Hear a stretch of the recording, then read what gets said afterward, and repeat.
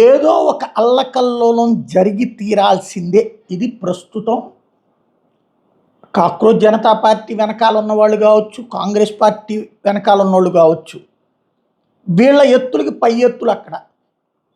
నిన్న నేపాల్ తరహాలో పార్లమెంట్ లోపలికి చొరబడి రచ్చరచ్చ చేయాలి, ఆ పైన ప్రధానమంత్రి ఇంట్లోకి, ప్రధానమంత్రి కార్యాలయాల్లోకి వెళ్ళిపోయి రచ్చరచ్చ చేయాలన్నటువంటి ప్లాన్ చేశారు.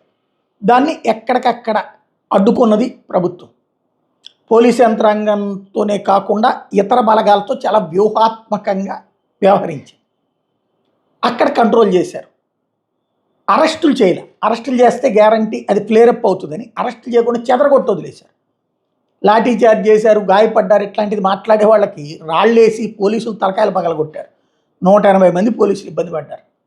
వీళ్ళు ఒక 50-60 మందికి దెబ్బలు తగులుతాయి. ఎందుకు తగలవు?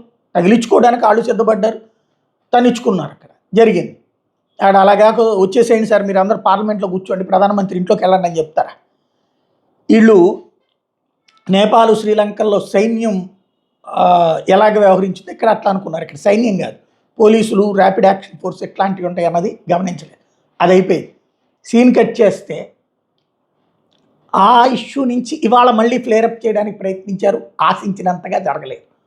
ఈలోపు రాహుల్ గాంధీ రంగంలోకి దిగి మరింత ఫ్లేరప్ చేయడానికి ప్రయత్నించాడు. ఇప్పుడు ఈలోపు రైతులతో అటు ఓవరాల్గా చూస్తే దేశంలో రగిలించాలి, ఉద్యమాలు రగిలించడం.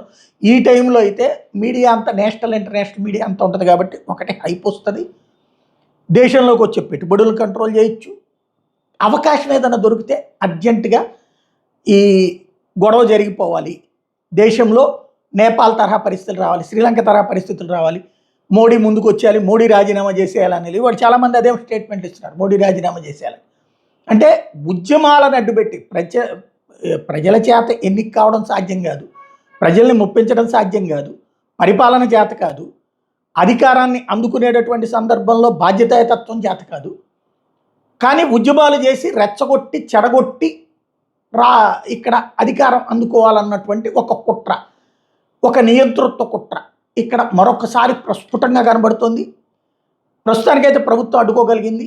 రాబోయే రోజులైతే ఇంకా గడ్డు కాలం కాబోతున్నాయి. ఈ పార్లమెంట్ సెషన్స్ అయ్యేంత వరకు రగిలిస్తారు దేశాన్ని.